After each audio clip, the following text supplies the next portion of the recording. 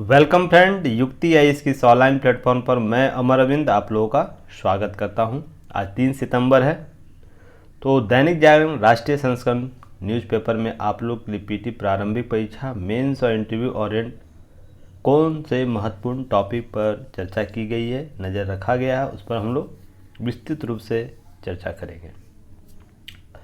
आगे बढ़ने से पहले आप लोग चैनल को ज़रूर सब्सक्राइब कीजिए, साथ ही बेल आइकन को भी दबाएं ताकि सारे नोटिफिकेशन आप तक सबसे पहले पहुंचे।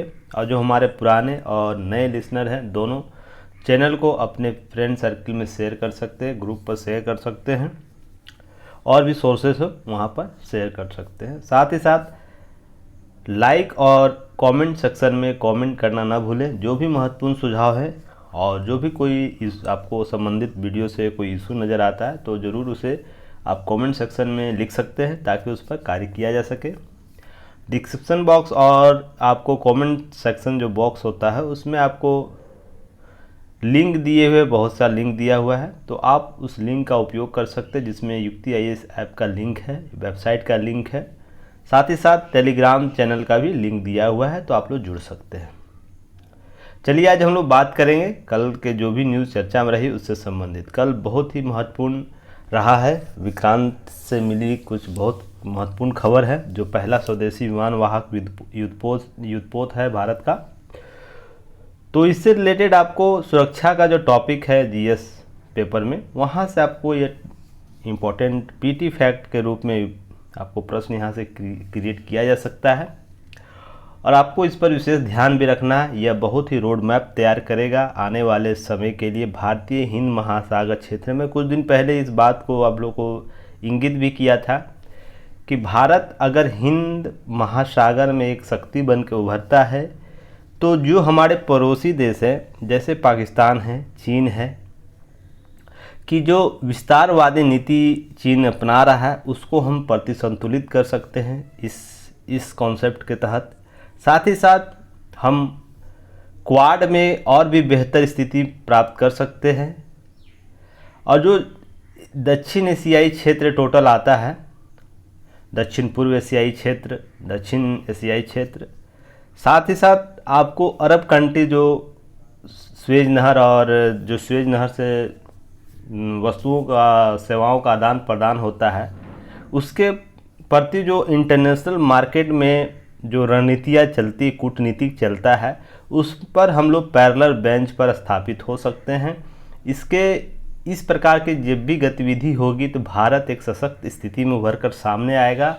तो सुरक्षा दृष्टि से और प्लस अंतर्राष्ट्रीय कूटनीति की दृष्टि से इस प्रकार के स्वदेशी वाहन युद्धपोत बहुत ही महत्वपूर्ण हो जाते हैं, जिसका लगभग 7800 किलोमीटर जिसका समुद्री क्षेत्र, समुद्री रेख सीमा क्षेत्र है, तो उस देश के लिए काफ़ी महत्वपूर्ण हो जाता है। तो आप इस संदर्भ में न्यूज़ को कवर कीजिएगा कि आने वाले जो एग्ज़ाम होगा आपको इंटरव्यू यहाँ से डायरेक्ट प्रश्न पूछ सकता है कि विराट जो आईएनएस विराट है, विक्रांत है, सॉरी विराट में कह दिया, विक्रांत, वो किस हद तक भारतीय हिंद महासागर नीति को प्रभावित करेगा। तो आपके पास वो न्यूज़ होना चाहिए, की पॉइंट होना चाहिए, जिससे आप इसका स्पष्टीकरण कर सके इस कॉन्सेप्ट पर।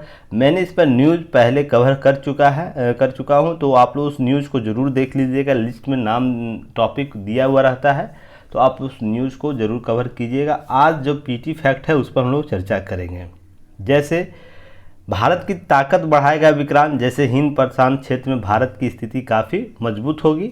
यह गहरे समुद्र में तैनात नौसेना की क्षमता को बढ़ाएगा। साथ ही साथ क्या करेगा, यह नौसेना में शामिल होने के समय इसलिए भी महत्वपूर्ण है क्योंकि बीते कुछ समय से चीन के साथ भारत के रिश्ते तनावपूर्ण है, और जब यह आया तो जो चीन के जो विदेश मंत्रालय है वहाँ भी कुछ हलचल देखने को मिला है। साथ ही साथ पूर्वी लद्दाख में वास्तविक नियंत्रण रेखा के उल्लंघन के प्रयासों के साथ हिंद चीन प्रशांत क्षेत्र भी अपनी गतिविधि बढ़ा रहा है। चीन तो इसके संदर्भ पर प्रति संतुलित करने के लिए हाल ही में देखे होंगे एक गश्ती विमान श्रीलंका चीन का आया था, हालांकि उस पर भारत ने प्रतिरोध व्यक्त किया और उस जो जासूसी विमान था उसके सारे रडार को बंद करके वो आया था फिर श्रीलंका, उसके बाद पुनः वो वापस चला गया। तो वो एक्चुअली वो उसका काम था कि भारत के क्षेत्रों में कुछ जासूसी करना, पर भारत का विरोध किया। जब इस प्रकार के जो युद्धपोत हमारे हो जाएंगे तो चीन के ऐसे रवैये जो होता है वो बंद हो जाएगा और कहीं भारत पॉजिटिव सेंस में रहेगा, फ्रंट फुट पर रहेगा। साथ ही साथ भारत ने अपने इकलौते विमान वाहक पोत INS विक्रमादित्य को पश्चिमी समुद्री तट अरब सागर में तैनात किया है। अब देखिए, याद रखिएगा, अरब तट पर कौन है? विक्रमादित्य है। और ये पूरा क्षेत्र कौन कवर करेगा? अब विक्रांत करेगा। यह भी एक महत्वपूर्ण पक्ष होगा इसका, हम दोनों क्षेत्रों में कवर कर सकते हैं। और विक्रांत क्या करेगा? आने भारत वाले पूर्वी समुद्री क्षेत्र पर अपने एक विमान वाहक पोत तैनात कर सकेगा। इसमें समुद्री क्षेत्र की निगरानी होगी। तो दोनों क्षेत्र जो है, अरब और पूर्वी क्षेत्र, बंगाल की खाड़ी, विस्तृत क्षेत्र जो होगा, हम लोग दोनों जगह कवर कर सकेंगे और भारत इस मजबूत स्थिति में आगे आएगा। साथ ही साथ आप लोग ये भी ध्यान रखिएगा, नया एक फ्लैग जारी हुआ, नौसेना एक ध्वज जारी हुआ है, जिसमें आप लोग को मैंने टेलीग्राम चैनल पर कल शेयर भी किया था। तो आप लोग इसे ज़रूर देखिएगा, उससे रिलेटेड जो भी चीज़ें हैं आपको एग्ज़ाम में PT ओरिएंट पूछा जा सकता है। अब यहाँ ध्यान रखिएगा एक चीज़ की पॉइंट, बाकी ये सब चीज़ें हैं 262 मीटर 62 मीटर चौड़ा है, 262 मीटर लंबा इसका है, साथ में 59 मीटर ऊंचाई है। इसमें 18 मंजिला इमारत का मंजिला इमारत इसमें के बराबर इसकी ऊंचाई है। साथ में फुटबॉल के मैदान, ये सब बराबर जो आंकड़े दिए गए हैं, ये एग्ज़ाम ओरिएंट आपको बस ये सब चीज़ें कवर कर लेना, बस एक नज़र रख लीजिएगा। बाकी चीज़ें मेंस में ये सब चीज़ें यूज नहीं होती हैं। तो देखिए, आप लोगों को ध्यान रखना है, 2009 में इसकी शुरुआत हुई थी और जहाज़ पर प्रतिदिन लगभग 2000 लोग काम करते थे, पर 2009 से इसका शुरुआत हुआ, 2022 में यह आपको बन के कंप्लीट देश को समर्पित हो गया है। तो लंबा इतिहास इसका रहा है। तो इसके संबंध में बहुत सी उपलब्धि मैंने टेलीग्राम चैनल पर शेयर किया है, तो आप वहाँ से कवर कर लीजिएगा। उस पर जो लास्ट वीडियो पहले बन चुका है उसको साथ में अटैच कर लीजिएगा, ताकि ये टॉपिक आप लोग का कवर हो जाए और इससे विस्तृत जो भी चीज़ें न्यूज़ है हम लोग कवर कर लें।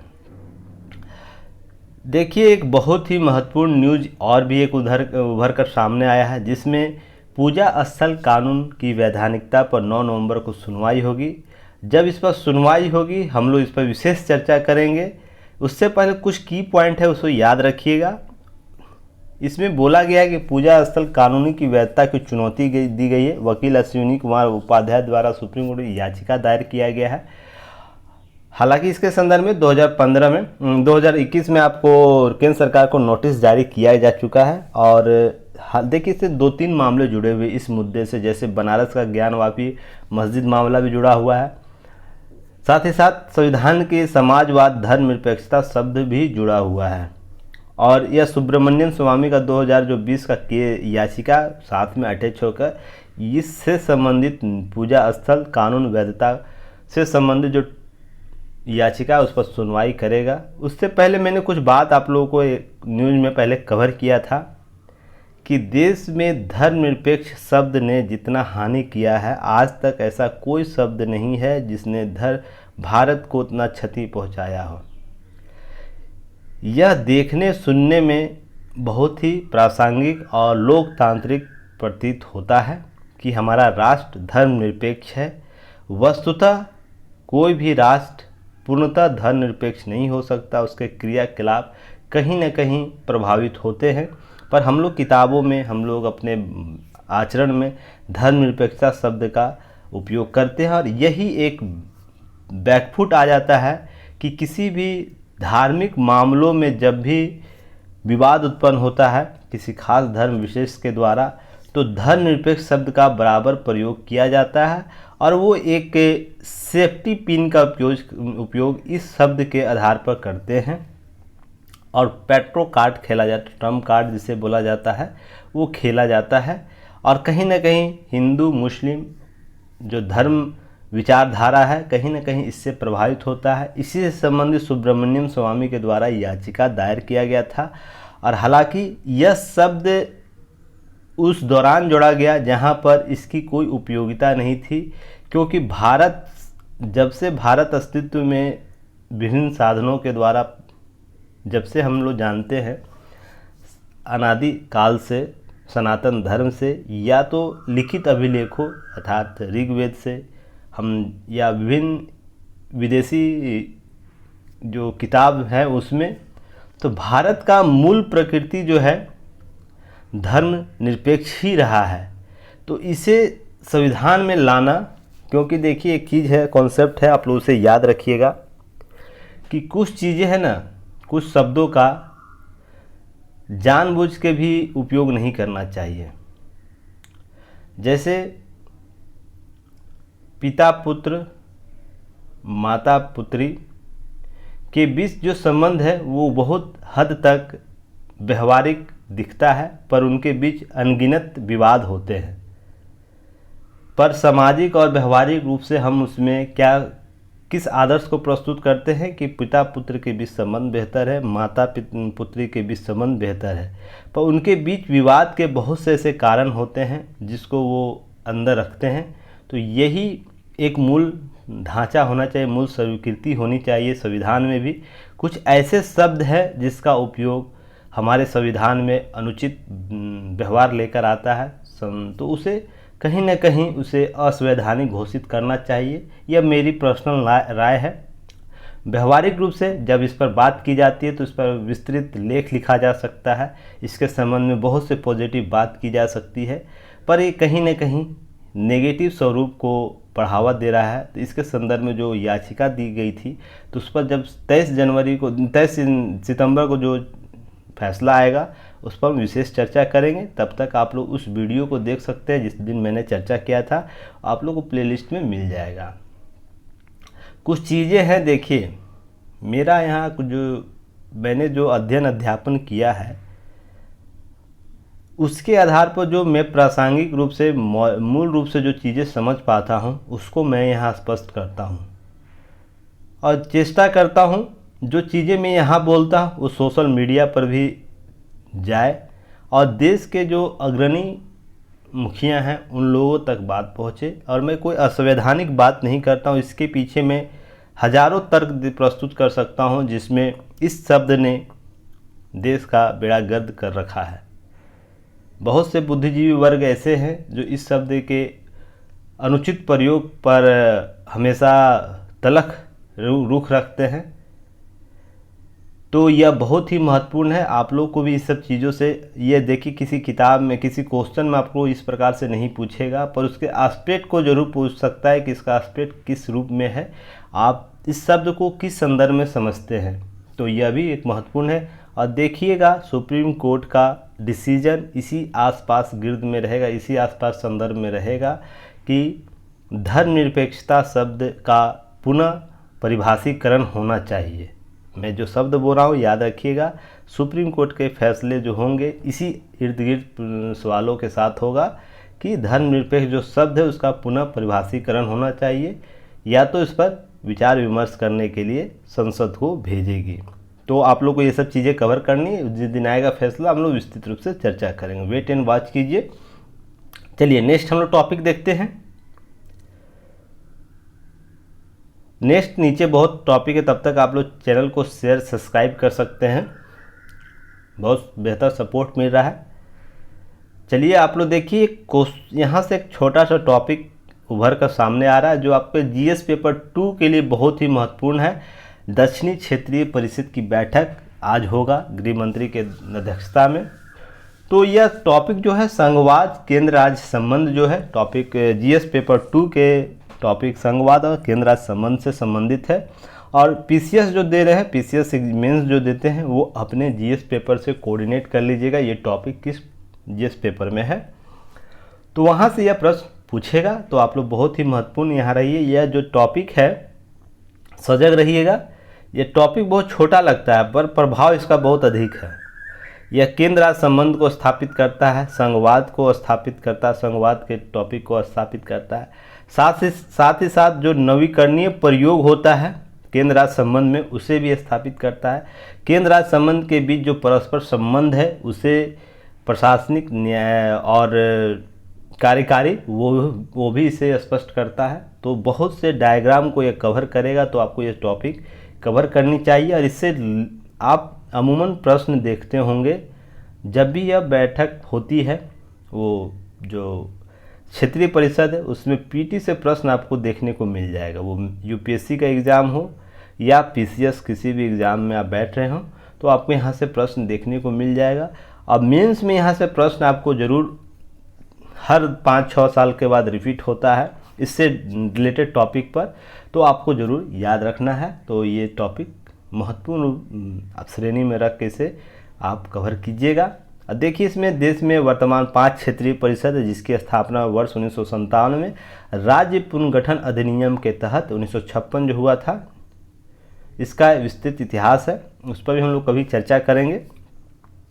और केंद्रीय जो गृह मंत्री इस क्षेत्रीय परिषद के अध्यक्ष होते हैं। मेजबान राज्य के सीएम हर साल रोटेशन द्वारा चुने जाने वाले उपाध्यक्ष होते हैं। यह इसके बारे में कुछ चर्चा किया गया है। और जो केरल के तिरुवनंतपुरम में दक्षिणी क्षेत्रीय परिषद का बैठक होगा, तो पीटी फैक्ट आप लोग को यह याद रखना है। अब इससे रिलेटेड की पॉइंट को हम लोग देखते हैं। तो चलिए, आपको जीएस का जो पेपर है उसमें महत्वपूर्ण रूप से यह उपयोगी होगा यह टॉपिक। तो भारत में क्षेत्रीय परिषद, तो सबसे पहले याद रखिएगा यह कोई संवैधानिक निकाय नहीं है, यह संविधान में वर्णित होकर नहीं आया था। यह वैधानिक निकाय है जो एक एक्ट के तहत इसे सृजित किया गया था। वो एक्ट था राज्य पुनर्गठन अधिनियम 1956। और यह राज्य पुनर्गठन अधिनियम जो है राज्यों के पुनर्गठन उसके वर्गीकरण के लिए एक महत्वपूर्ण एक्ट है। इस पर हम हालांकि कभी चर्चा करेंगे, पर आपको पॉलिटी के सेक्शन में देखिएगा जाके, प्लेलिस्ट में होगा, पॉलिटी का एक सेक्शन बना होगा, उसमें इस अधिनियम के बारे में विस्तृत चर्चा किया जा चुका। आप लोग इस एक्ट को देख सकते हैं, या कभी टॉपिक पुनः इससे कोई आएगा तो उस दिन हम इस पर विस्तृत चर्चा कर लेंगे कि राज्यों का पुनर्गठन कैसे हुआ था, उसके पीछे का इतिहास क्या था और क्यों जरूरी था राज्य पुनर्गठन अधिनियम 1956, फैजल अली आयोग क्या था, सभी संबंधित पक्षों पर कभी होगा, विशेष रूप से हम लोग चर्चा कर लेंगे। तब तक आप लोग प्लेलिस्ट में जाके वीडियो देख सकते हैं इसको। चलिए, इस एक्ट के तहत क्षेत्रीय परिषद का गठन किया गया। इसके तहत 5 क्षेत्रीय परिषद, ध्यान रखिएगा 5, जैसे उत्तर, मध्य, पूर्वी, पश्चिमी और दक्षिणी में विभाजित कर इसे प्रत्येक क्षेत्र के लिए एक क्षेत्रीय परिषद की स्थापना की गई थी। देखिए, सबसे पहले पूर्वी क्षेत्र के लिए, दूसरा मध्य क्षेत्र के लिए, तीसरा उत्तरी क्षेत्र के लिए, फिर पश्चिमी क्षेत्र के लिए ये, और उसके बाद आपको दक्षिणी क्षेत्र के लिए यहाँ पर। तो 5 था, इसका निर्माण किया गया था। तो इसके वर्गीकरण के लिए और कुछ संशोधन करके आपको उत्तर पूर्वी जो राज्य है, जैसे 7 स्टेट 7 सिस्टर बोला जाए, उसके लिए भी एक क्षेत्रीय परिषद का गठन किया गया। देखिए, इन क्षेत्रों के निर्माण के करते समय कई कारकों को ध्यान में रखा गया, जैसे देश के प्राकृतिक विभाजन किस रूप से है, नदी प्रणाली और संरचना के साधन किस रूप से है, सांस्कृतिक और भाषीय संबंध किस रूप से है, साथ ही साथ आर्थिक विकास, सुरक्षा और कानून व्यवस्था की आवश्यकता क्या है, यह मानक है। यहाँ से यूपीएससी आप लोग को प्रश्न किया है मेंस में, ध्यान रखिएगा मेंस में यहाँ से प्रश्न किया हुआ है, तो आप लोग इसे ज़रूर बेहतर तरीके से कीजिएगा।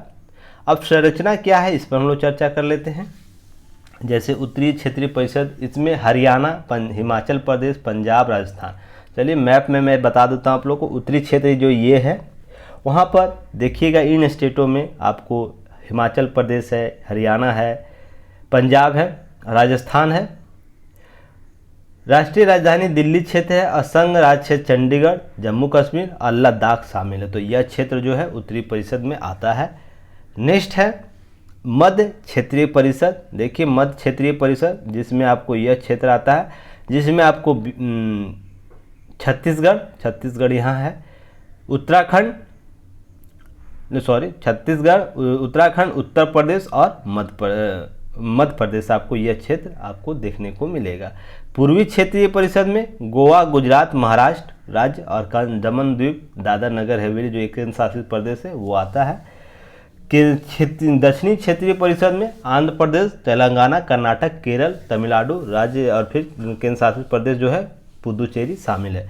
तो आपको यहाँ पर ध्यान रखना है, राज्य पीटी में कभी कभी प्रश्न यहाँ से पूछा जा सकता है आप लोगों से कि किस क्षेत्रीय परिषद में सबसे अधिक राज्य शामिल है, या किस क्षेत्रीय परिषद में सबसे कम राज्य शामिल है।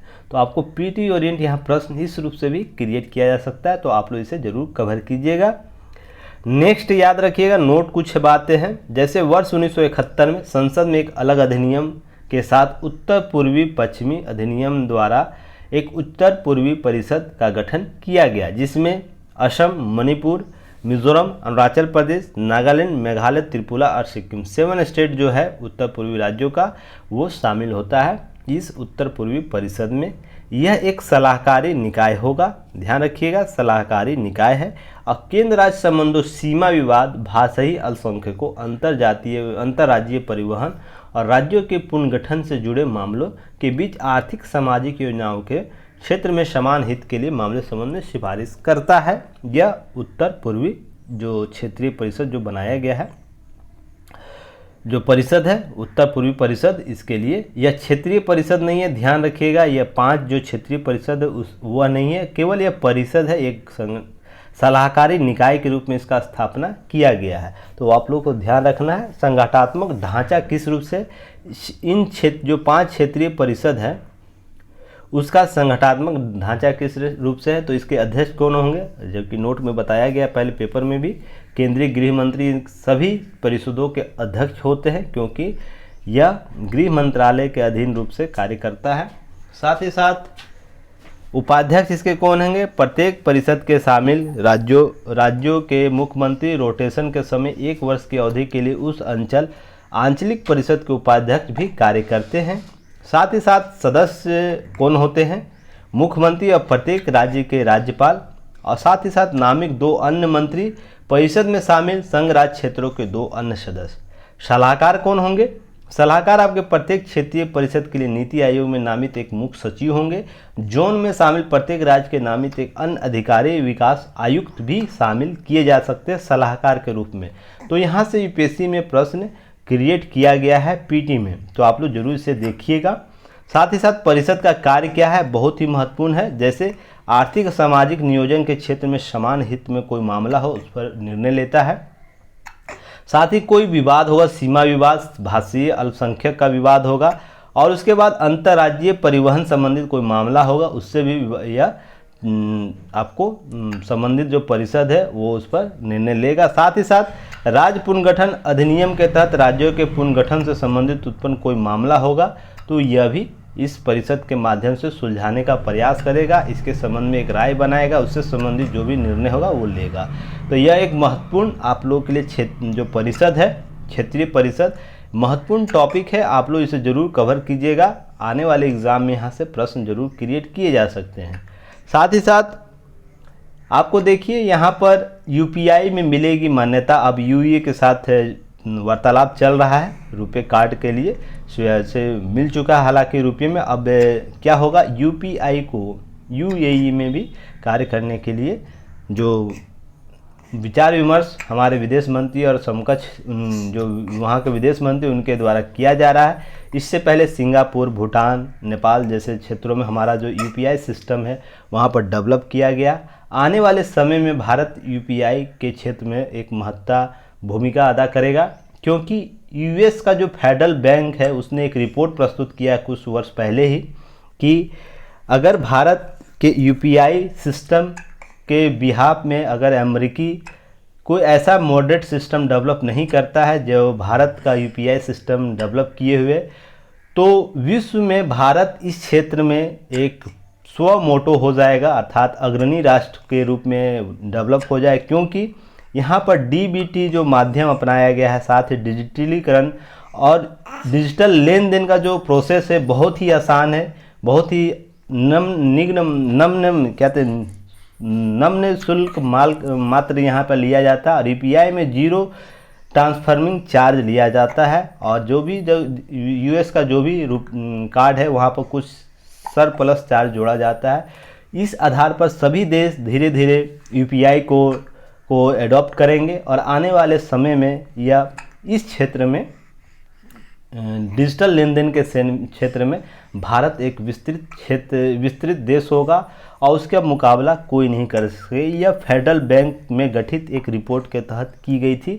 तो आने वाले समय में आप लोग को इकोनॉमी का जो पेपर होता है, जीएस पेपर, उसमें यह काफ़ी आपके लिए चर्चा का विषय लेकर आएगा और जब इस पर हम लोग विस्तृत कभी और चर्चा करेंगे। साथ ही साथ एक चीज़ और आप लोग याद रखिएगा, कुछ आंकड़ा यहाँ दिया गया है डिजिटल क्रांति, जैसे ब्रिटेन, देखिए यहाँ पर कुछ चीज़ें यहाँ पर और भी हैं। इसका एग्जाम्पल जर्मनी के और ब्रिटेन के डिजिटल पेमेंट स्कूल में बच्चों के संदर्भ में कुछ बातें की गई थी। तो जर्मनी का जो संसद है वहाँ पर एक बात रखी गई है, उसका उदाहरण दिया गया कि हम सीख सकते हैं भारत से क्या, कि भारत ने डिजिटल क्रांति शीर्ष स्थान पर है। जो बातें फेडरल बैंक अमेरिका का बोल रहा था वही इटली में भी बात बोली गई है, जिसमें भारत ने औसतन 21-22 के वित्तीय वर्ष में रोजाना औसतन 90 लाख डीबीटी किए, अर्थात डायरेक्ट बेनिफिट ट्रांसफ़र जो होता है लाभार्थी के खातों में, और एक दिन में 9 करोड़ किसानों के लगभग 1900 करोड़ रुपया ट्रांसफ़र किया, जो जर्मनी में ऐसा कॉन्सेप्ट नहीं है। तो इस पर संसद में वहाँ पर चर्चा हुई है और ये चीज़ें स्पष्ट करने की बात की। साथ ही में ब्रिटेन में यह बात की गई है कि वहाँ पर भारत में जो स्कूलों में जो मुफ्त सेवा दी जाती है बच्चों को, उसके संदर्भ में पोषाहार के संदर्भ में आंगनबाड़ी योजना नज़ीर बनकर उभरा है और वह इसका एग्जाम्पल दिया गया है। तो आप लोग इसे ज़रूर इस केस स्टडी के तौर पर, एग्जाम्पल के तौर पर आप इसे ज़रूर यूज़ कीजिएगा अपने आंसर राइटिंग में, कहीं भी यूज़ कर सकते हैं। अगर भारत के संदर्भ में कुछ प्रश्न उभरता है तो आप ये सब उदाहरण देकर अपने आंसर को और इम्प्रूव कर सकते हैं। नेक्स्ट हम लोग बात करेंगे, तब तक देखिए इस पर एक और नई तरीके से उभर कर आया। देखिए एक टॉपिक, एनसीआर की तर्ज पर बनेगा उत्तर प्रदेश में राज्य राजधानी क्षेत्र। जैसे जनसंख्या के बढ़ते दबाव के देखते हुए शहर के नियोजित विकास के मुख्यमंत्री योगी आदित्यनाथ जो उन्होंने ज़रूरत बताई है। इसके संदर्भ में जैसे दिल्ली एनसीआर डेवलप किया गया है एक संगठित योजना के तहत, उसी तरह अब यूपी के भी कुछ क्षेत्रों को डेवलप किया जाएगा और यह बहुत ही बेहतर कदम है। यहाँ पर प्रश्न आपको उभार सकता है कि स्मार्ट सिटी परियोजना के इतर दिल्ली राजधानी क्षेत्र, जैसे दिल्ली एनसीआर है राष्ट्रीय राजधानी क्षेत्र, यह कैसे अलग है, इस रूप से आपको प्रश्न उभार कर सामने आएगा। देखिए इसकी रूपरेखा आने दीजिए पहले कि रूपरेखा कैसी है, उसके बाद हम लोग इस पर विस्तृत चर्चा करेंगे, ताकि चीज़ों को पहले हम लोग अपने अनुसार मॉडरेट नहीं करें। जब सरकार की योजनाएं आ जाएगी उसके क्या और पार्ट जुड़ सकते हैं उस पर हम लोग चर्चा करेंगे। चलिए नेक्स्ट और टॉपिक है, देखिए जो विक्रांत है उससे संबंधित बहुत सी चर्चा किया गया। इस पेपर का कटिंग जो है मैंने पहले आपको कल ही सेंड किया था, इससे रिलेटेड बहुत सी चीज़ों को। हालांकि इसका पीडीएफ जो आया है आज का बहुत ही ख़राब पीडीएफ है, निम्न स्तर का। अगर किन्हीं के पास होगा तो प्लीज़ ग्रुप में, टेलीग्राम ग्रुप में इस पीडीएफ का कटिंग आप लोग शेयर कर दीजिए, ताकि और लोगों को इम्प्रूव हो, आप इससे रिलेटेड न्यूज़ को कर सकेंगे। मैं भी देखता हूँ अपने स्तर पर, कहीं मिल जाता है तो देख लेता हूँ। नेक्स्ट है, देखिए आप लोग को एक टॉपिक है, ये एथिक्स पेपर में आप देखिए आपका ये एक्टोरियल है, बहुत ही महत्वपूर्ण है। सुरक्षा एजेंसियों के संबंधित जो टॉपिक है जीएस पेपर 3 में, इससे संबंधित रिलेटेड जो टॉपिक पुलिस व्यवस्था में सुधार, आधुनिकीकरण और स्मार्ट पुलिसिंग का जो कॉन्सेप्ट है, उसमें आपको यह प्रश्न पूछा जा सकता है और इस पर बहुत विस्तृत अच्छे तरीके से चर्चा किया गया। जो मैंने हाल ही में जो रिपोर्ट चर्चा किया था राष्ट्रीय अपराध रिकॉर्ड ब्यूरो का, इसके संदर्भ में आंकड़े प्रस्तुत किए गए, वही सेम आंकड़े यहाँ भी है। तो उसके संदर्भ में स्पष्टीकरण बताया गया कि क्यों, क्या प्रश्न हो सकता है, स्मार्ट पुलिसिंग क्यों ऐसा कारण है कि आज मामले बढ़ रहे हैं। तो इसके पीछे महत्वपूर्ण कारक माना गया स्मार्ट पुलिसिंग का इनके लेख में। तो यह एक महत्वपूर्ण मुद्दा है। हालांकि 2014 में नरेंद्र मोदी जो है प्रधानमंत्री, स्मार्ट पुलिसिंग का सपना देखे, वो कॉन्सेप्ट दिए, वो क्या है उस पर हम लोग विस्तृत चर्चा देख सकते हैं, अभी करेंगे जस्ट। और साथ ही साथ देखिए एक आंकड़ा और है आप लोग के लिए कि 1 लाख नागरिकों में लगभग 222 पुलिसकर्मी होना चाहिए, न्यूनतम मापदंड है, वैश्विक मापदंड है। पर भारत में केवल 144 है, 1 लाख जनसंख्या में केवल 144 आपको यहाँ पर पुलिस है, तो यह काफ़ी अतिशयोक्ति लगती है कि इतने बड़े अंतर को कैसे कम किया जाए। यही मुख्य कारण है कि दबाव में आके पुलिस कार्य करती है, रोज़ाना 12 घंटे लगभग औसतन कार्य करती है और 90% पुलिस ऐसा कार्य कर रही है। और कम से कम देखिए उनमें 3/4 कमी साप्ताहिक अवकाश भी ग्रहण नहीं ले पाते, जो साप्ताहिक अवकाश होता है वो भी नहीं ले पाते। यह एक विशेष समस्या है इन लोगों के पास, तो इस पर भी हम लोग चर्चा करेंगे। तो देखिए यहाँ पर कुछ चीज़ें हैं। स्मार्ट पुलिसिंग के संदर्भ में संकल्पना क्या था। वर्ष 2014 में गुवाहाटी में आयोजित राज्य केंद्र पुलिस संगठन जो DGP के सम्मेलन में प्रधानमंत्री नरेंद्र मोदी के द्वारा स्मार्ट पुलिसिंग विचार परिकल्पित किया गया था। इस संकल्पना के तहत भारतीय पुलिस बल स्मार्ट के तहत इनिशिएटिव लिया गया, जिसमें सेंसिटिव एंड स्ट्रिक्ट पुलिस की स्थापना की बात की थी, मॉडर्न विद मोबिलिटी की बात की गई थी, अलर्ट एंड जो एनकाउंटेबल होता है एनकाउंटेबल उसके तहत बात की गई थी, रिलायबल एंड रिस्पॉन्सिव पुलिस की बात की गई थी, ट्रेंड एंड टेक्नो सेवी पुलिस की बात की गई थी, अच्छा टेक्निक से उन्नत पुलिस की बात की गई थी और प्रशिक्षित बनाने के लिए प्रणालीगत परिवर्तनों की परिकल्पना की बात की गई थी। तो यह सब बहुत ही महत्वपूर्ण है, आप लोग को ये जानकारी रखनी चाहिए।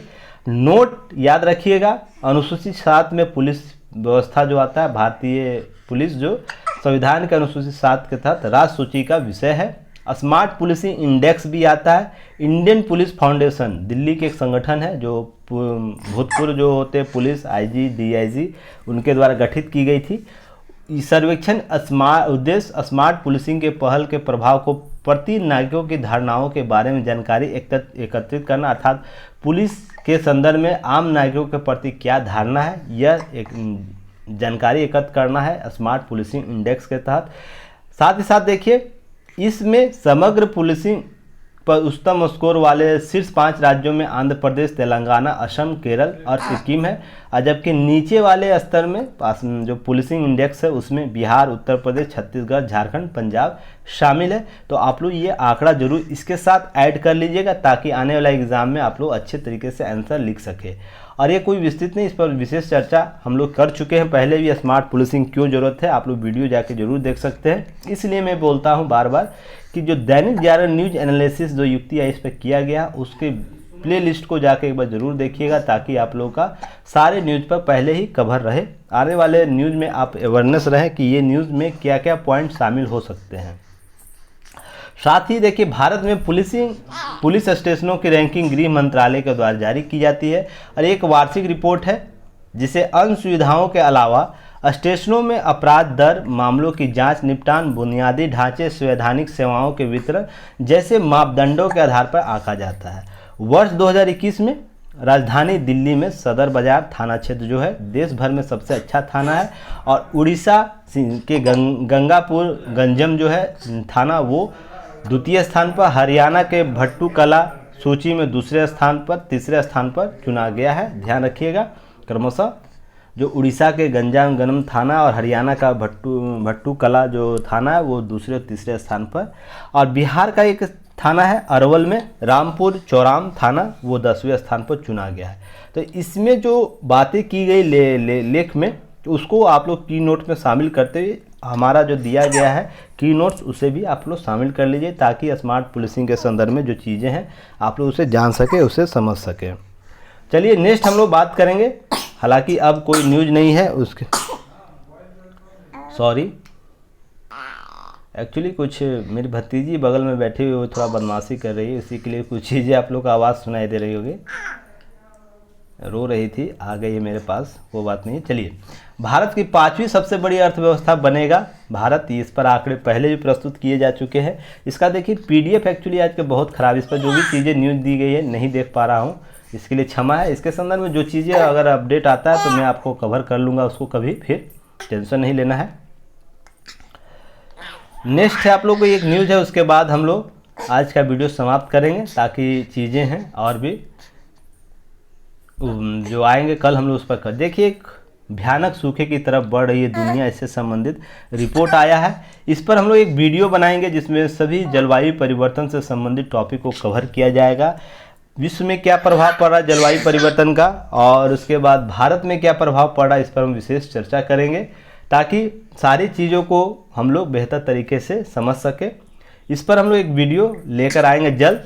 तब तक आप लोग इस न्यूज़ को पेपर के तहत ही देख सकते हैं। चलिए हम लोग कल फिर मिलते हैं एक नए वीडियो के साथ, और उम्मीद करता हूँ जो भी चीज़ें आप लोग को दी जा रही है उसका बेनिफिट आप लोग लेंगे। और जो आप लोग को क्वेश्चन दिया जाता है मॉडल पेपर, आप लोग उसे ज़रूर लिखिए, आंसर राइटिंग कीजिए। दैनिक जागरण न्यूज़पेपर एनालिसिस में जो ग्रुप बना हुआ वहाँ पर जरूर आंसर राइटिंग कीजिए, इससे इम्प्रूव होगा आपका आंसर। और जो भी चीज़ें हैं, जो भी राय है, आप लोग कमेंट सेक्शन में दे सकते हैं। आज कुछ डिस्टर्बेंस हुआ है, उसे क्षमा कीजिएगा। चलिए हम लोग नेक्स्ट फिर मिलते हैं, तब तक के लिए धन्यवाद। जय हिंद।